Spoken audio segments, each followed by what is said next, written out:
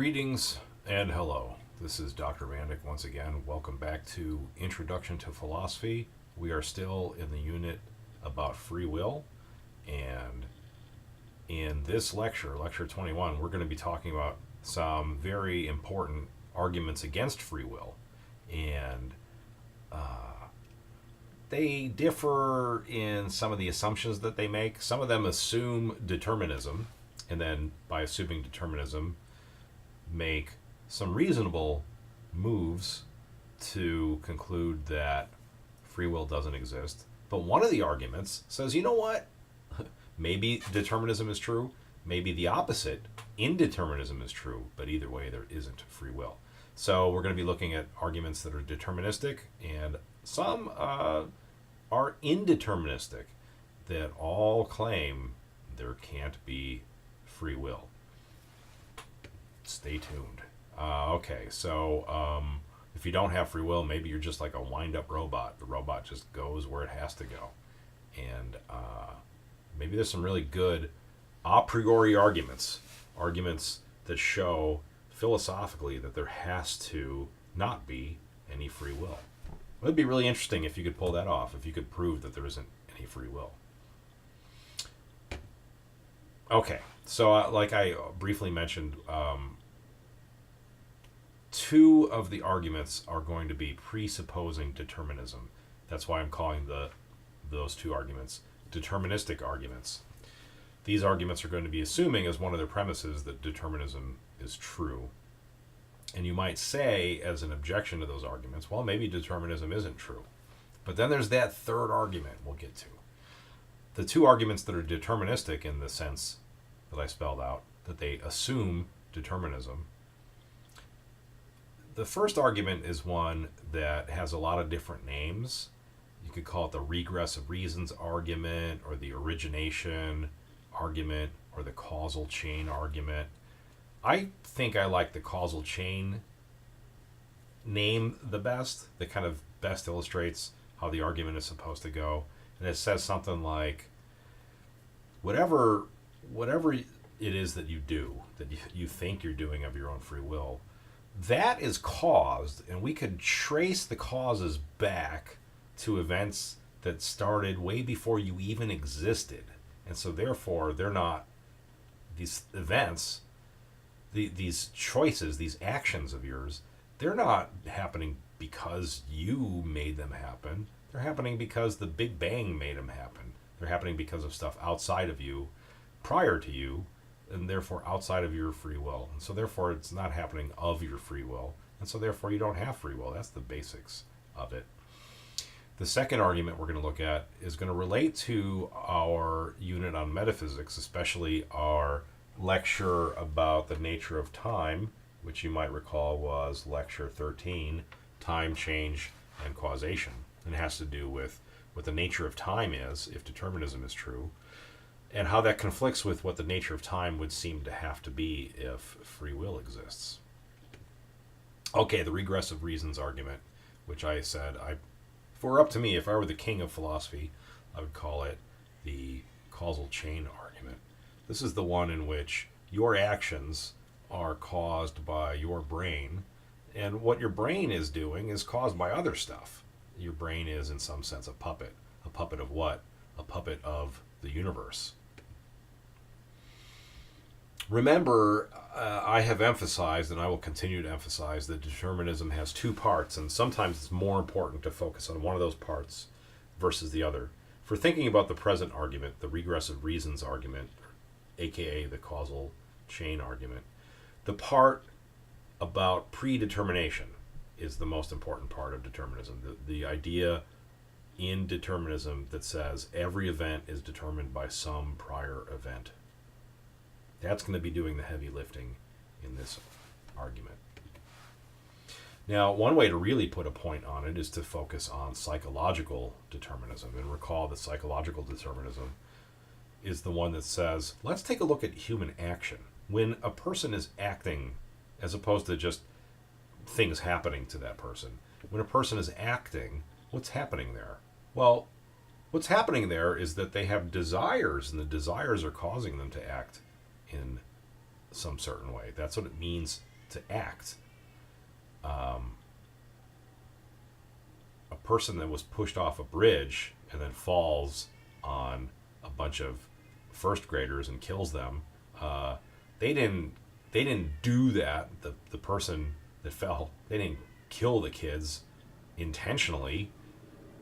The person that pushed them may have pushed them intentionally. Now, what's the difference between doing something intentionally and something just happening? Well, it has to do with whether you had desires for that or not. The person that pushed them intentionally, well, they wanted to push them. Why? I don't know, because they're an asshole, but they wanted to do that. The person that fell off the bridge, why did they fall off the bridge? Well, because of like gravity and stuff like that.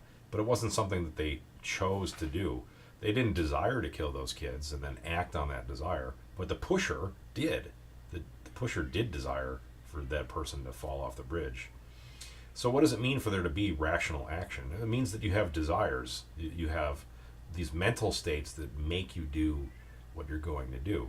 But you can kind of see where this is going. If things are happening in this like deterministic way, then that would seem to conflict with free will. You always act according to your greatest desire. It's like a law that this is the way your actions are going to go down. There's this greatest desire, and that makes you act in that particular way, and you can't go against the laws of nature. You might say, well, couldn't I somehow decide what I was going to desire?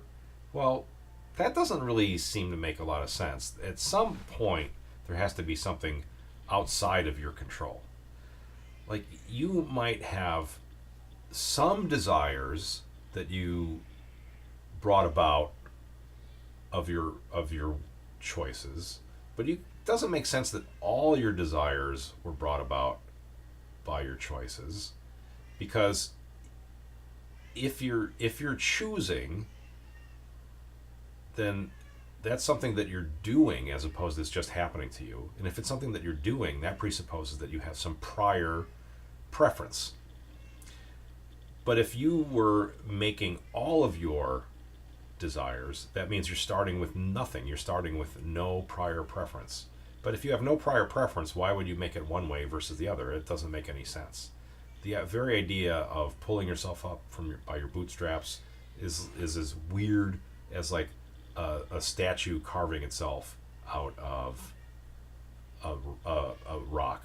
Where would the hammer come from in the first place? And the chisel? How did those get made? If there was no hammer and chisel in the first place.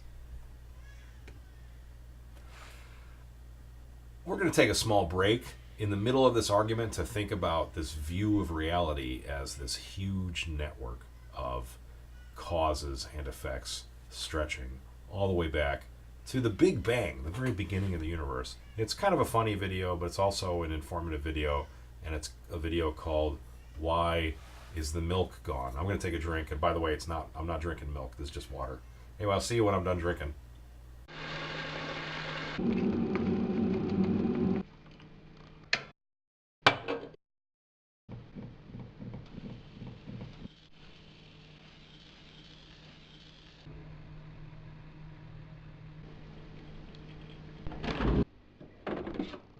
Oh motherfuck. Why is the milk gone? Well, because you forgot to buy milk, alright? And why did you forget to buy milk? Well, that's an interesting question. See, you were gonna get some on the way home yesterday, but then you remembered you had to get some bread as well, so you went to the bread aisle. However, the alcohol aisle was on the way to the bread aisle, so you went there first, because recently you've been doing quite a lot of drinking alone, if by recently you mean the last 12 years, and they had this new 45% bourbon, which was pretty cool, which you bought and then forgot to buy milk. So really the milk is gone because of whiskey. But really you only went to buy whiskey because it's kind of been a cloudy day and you wanted to cheer yourself up a bit, and it's only really been a cloudy day because of temperature differential over the Balkan Peninsula brought on by east moving winds and pressure fluctuations. So really the milk is gone because of the weather. But the weather is only really there because of the atmosphere, which formed about 4 billion years ago as a result of gas escaping from the Earth's interior. So the milk is gone because of the Earth. But the Earth is only really there because a gas cloud condensed into the Sun and the solar system a few billion years ago. And all of that came from the Big Bang, billions of years before that. So really the milk is gone because space and time materialized out of apparently nothing 14 billion years ago. And if that's true, did the universe know 14 billion years ago that if she exploded, formed into galaxies and stars, and they gave rise to planets, and the planets developed ecosystems, single-celled life, complex organisms, humans, human society, domestication of cows, the invention of coffee, milk in coffee, fridges, and finally you, that you would eventually run out of milk 14 billion years later? Well, maybe. If you're playing pool or snooker or whatever, and you hit a ball at a certain angle at a certain speed, if you have a good enough computer you can say exactly where the balls are going to go, right? It's all predetermined. If you took exactly the same shot 1,000 times, the balls would do the same thing 1,000 times. Well, if the Big Bang happened 1,000 times over, just the way it did 14 billion years ago, would you run out of milk 1,000 times 14 billion years later? And doesn't that mean your life is already determined, like the date of your birth and death was already predicted the moment the universe came into being, and everything has to happen in a certain order, just that way, just like a pool game? No, definitely not. We've got free will, right? I mean, just because the universe is made of atoms bumping into each other that have to act in a certain way based on what happened before, and just because your brain is made of atoms that have to do the same thing and it's all part of the same system, you can still just decide to do stuff, right? Because otherwise we're just balls in a cosmic game of pool with no free will at all, meaning we're just robots caught in a deterministic system with just an illusion of choice but really having no control whatsoever over our own lives, deluding ourselves into thinking we're somehow different to all the other atoms in the universe, and that would mean you've never made a real choice and you never will, and whatever you decide to do next in life isn't a decision at all but was always going to happen, and there's no point to ever doing anything ever again because everything was pre-decided at the beginning of time and life is completely meaningless and empty and fuck it, black coffee is fine. Hey everybody, I thought that was funny. There's a lot of things that I think are funny and you probably don't agree. That's too bad. But there's this picture that comes, and that's this picture of things happening now were caused by things happening long ago. Way before you were born. Well, you don't have any control of things that were happening way before you were born, and if the way you are is just completely determined by things that were happening before you were born, then those things are outside of your control. That includes your desires and their relative strengths, like whether it's a strong desire or a weak desire. All of that is ultimately outside of your control. Okay, now those two super important ideas. This one, you always act according to your greatest desire.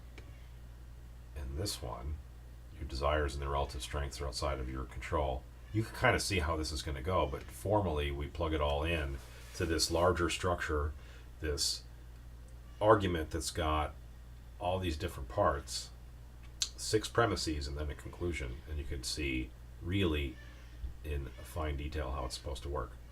So there's our first premise: you always act according to your greatest desire.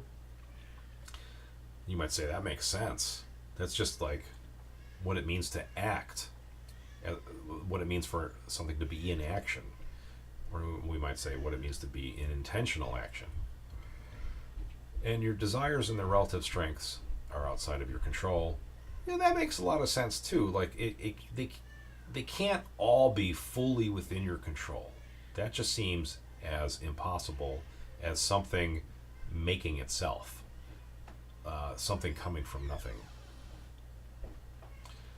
Third premise, therefore your actions are outside of your control. That seems to come pretty straightforwardly from 1 and 2. Everything okay? Who knows? Well, you haven't been called for backup. No. So I guess it's okay. I guess everything's okay. Okay. Premise 4, your actions are outside of your control. Sorry, that's an if-then statement. If your actions are outside of your control, then they are not the result of your choices. That would seem to be just kind of an obvious definition of, like, what does it mean for something to be outside of your control? And what does it mean for something to be not the result of your choices? Those kind of seem to be the same thing, different ways of saying the same thing. And that leads, 3 and 4 leads to 5, therefore your actions are not the result of your choices. And then premise 6 is just spelling out something that should be pretty obvious. If your actions are not the result of your choices, then you have no free will. Conclusion, you have no free will. It's logic. Now there's certain parts of this that are the inputs to the argument. The argument isn't 100% logic. The argument is saying Well, if you assume certain things, logically, here's what you're going to get. And you might question some of these assumptions. You might say, well, maybe you don't always act according to your greatest desire. Maybe somehow things can be totally within your control. Now, some of those ideas that I'm suggesting right now, they're going to come up later. They're going to come up in a later lecture. In lecture 22, we're going to get a little bit more deeply into the possibility that maybe you could have agents, actors, creatures with free will that really are just making things happen and not in any way caused to do so. We're going to talk about whether that makes any sense at all. And we're going to talk about it under the heading of something called agent causation. That'll come up again in lecture 22. Let's move on to the next argument, the consequence argument against free will. But first, I've got a little surprise for you. This is a little something for the students who are paying attention. Every so often, there's like extra credit, and I try to make sure the extra credit goes to the people who deserve it, and the people who deserve it are the good students who just maybe had a little bit of bad luck, and extra credit is something to help put them on the right track. If, however, you haven't been paying attention at all, then you're not going to know about this extra credit, and that's fine. You don't deserve it. Anyway, here is a little extra credit assignment. Everything you need to know about this extra credit assignment is right here, right now. I'm going to tell it to you. You can read along. Spell out in your own words, in a 500-word mini essay, the relevance of free will to at least one of the topics discussed in lecture 6, 13, or 18. This must be turned in through Blackboard as the assignment known as Extra Credit Essay Alpha. Moving on, the consequence argument against free will. Remember, I keep saying determinism has two parts, and sometimes one of those parts is more important than the other. This next argument, the consequence argument against free will, really hinges on this second part of determinism. And this is this one about whether there are alternatives, whether there are alternate possibilities.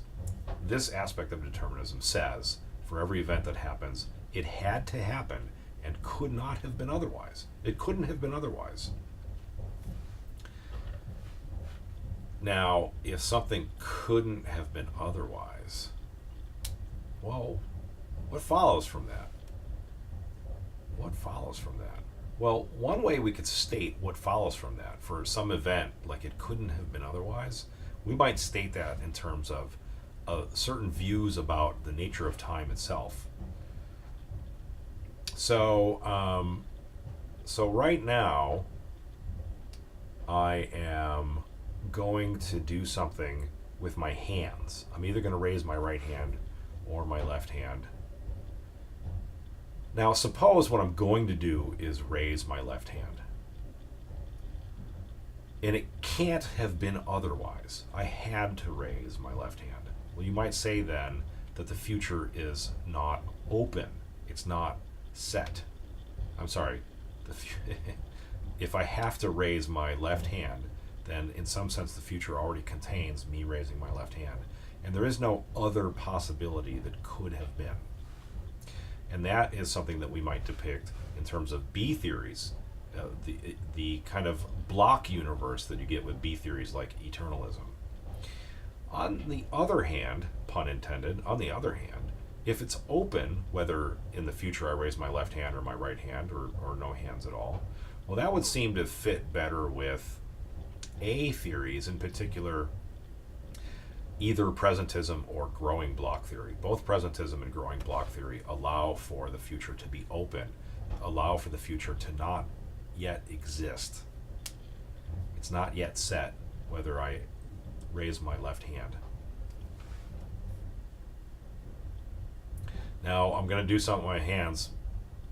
Watch and pay attention, see what it is. I've raised my left hand. So back then, was it true that I had to raise my left hand? Or back then, was it open? And now that it's in the past, it's closed. But back when it was a future event, it was open. Which is it? And which one goes better with the idea of free will?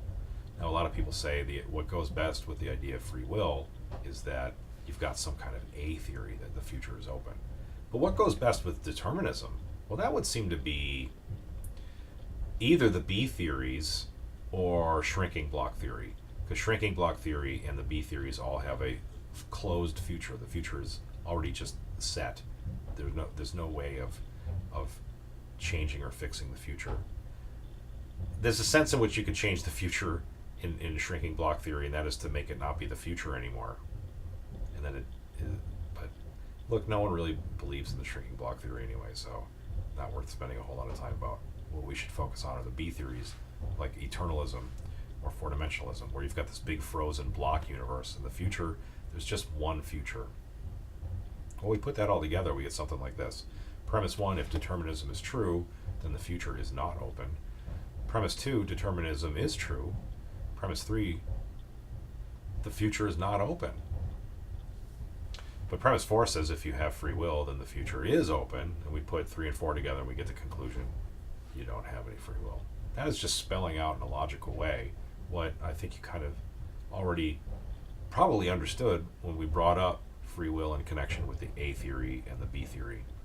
And that goes something like this. If there's free will, the A theory has to be true, but if there's determinism, then the B theory has to be true. Okay, last argument. This is the killer argument because the first two arguments presuppose determinism, but this last argument works either way, supposedly at least. It's an argument known as the dilemma argument against free will. Remember from, for example, the discussions of the Euthyphro dilemma way back in the beginning of the semester. The dilemma is at its heart an either-or statement. Either determinism is true or determinism is not true.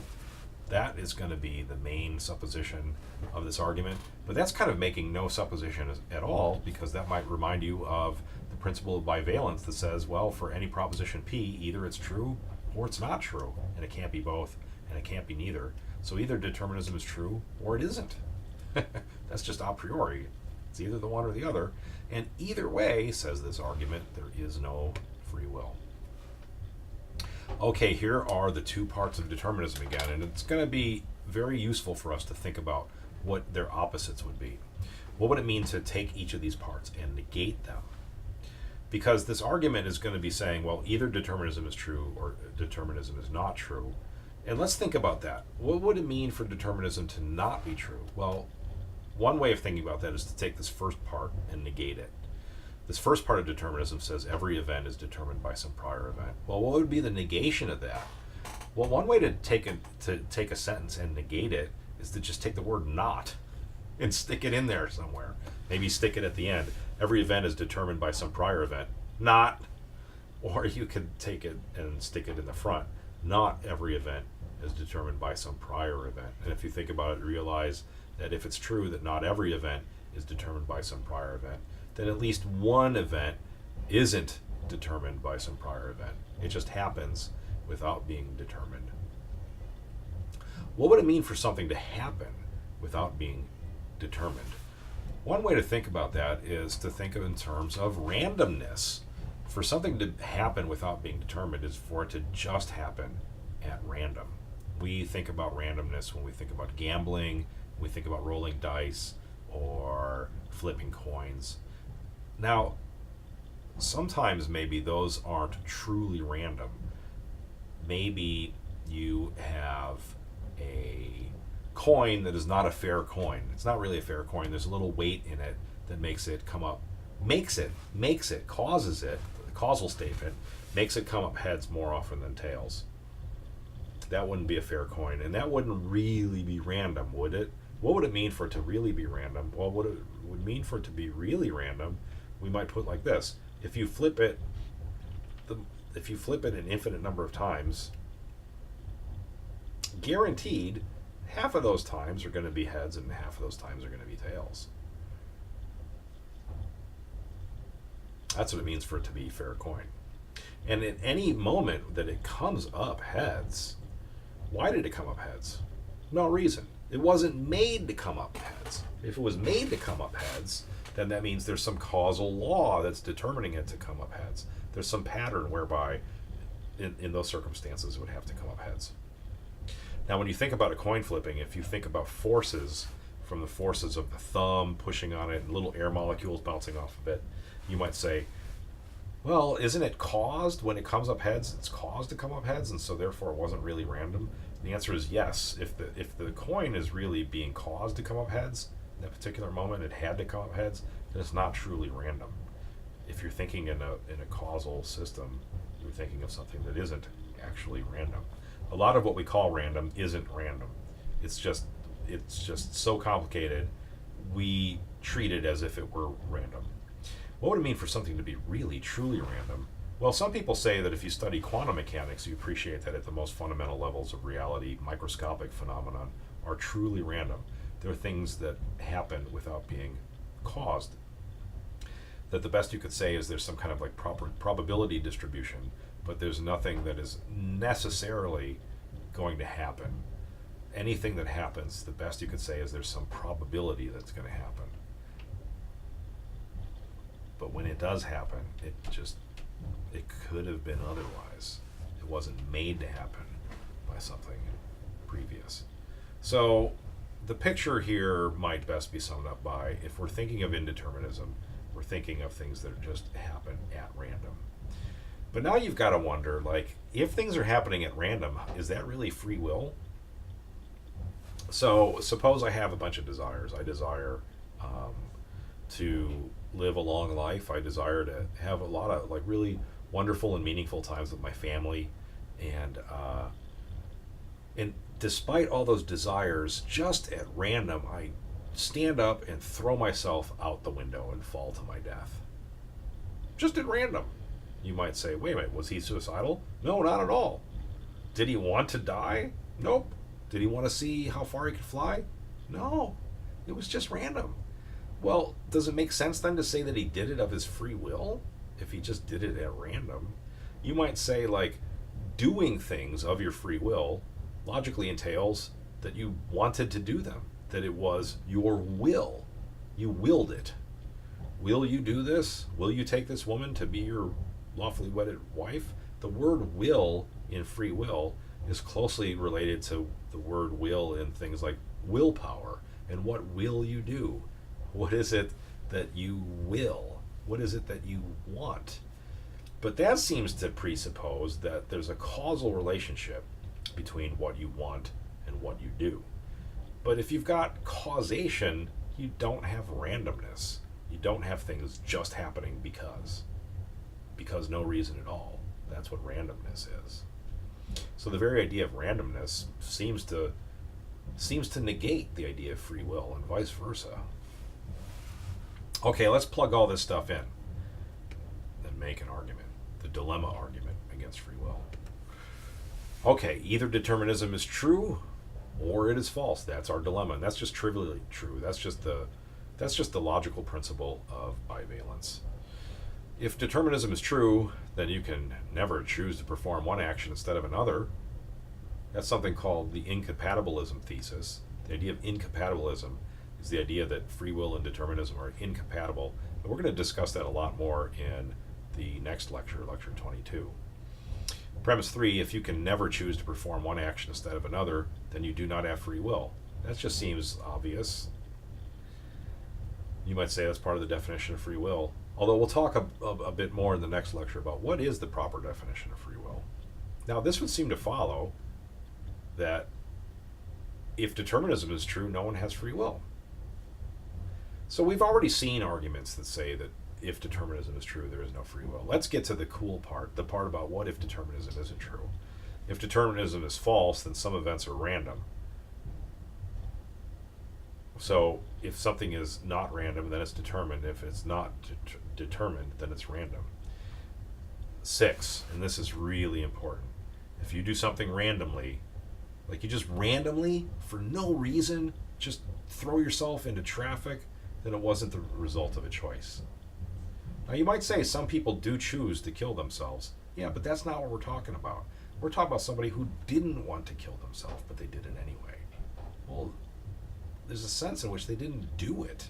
Doing presupposes having some prior desire, which causes you to do it.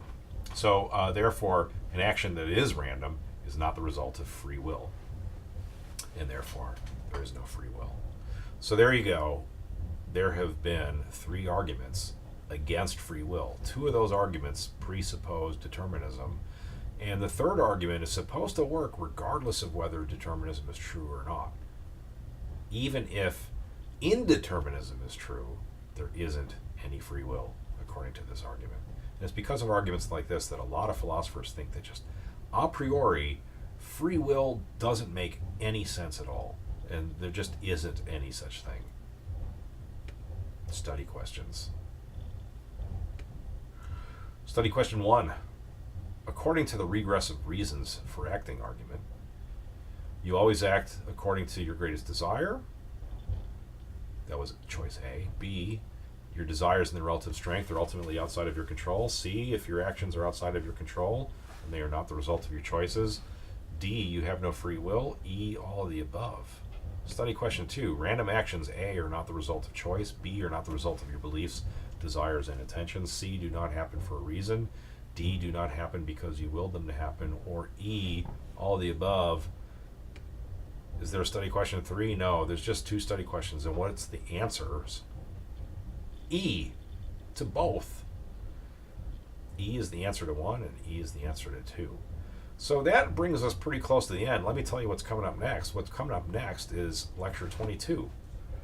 It's determined that 22 comes after 21. It's also determined that we're going to be talking about compatibilism. And we're going to be talking a lot about what the right definition of free will is and whether it's possible for there to be a definition of free will that would make the existence of free will compatible with determinism. And by the way, at the time that you're watching this video, probably lecture 22 has already been recorded. It's already there in the future. You just haven't got to it yet. See you later. Bye-bye.